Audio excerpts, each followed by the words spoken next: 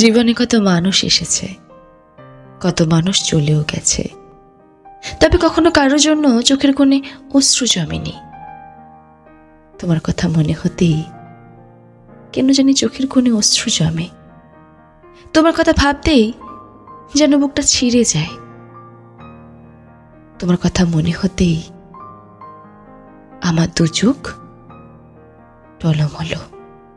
আসলে কি জানো, তুমি অন্যদের মতো ছিলে না, তুমি ছিলে খুব হৃদয়ের বিশেষ একজন মানুষ। দীর্ঘশ্বাস ছেড়ে ঠিকই প্রভুর কাছে বলি যেন তোমায় ভালো রাখে। চোখের কোণের জমা অশ্রু অভিশাপ হয়ে তোমায় যেন স্পর্শ না করে।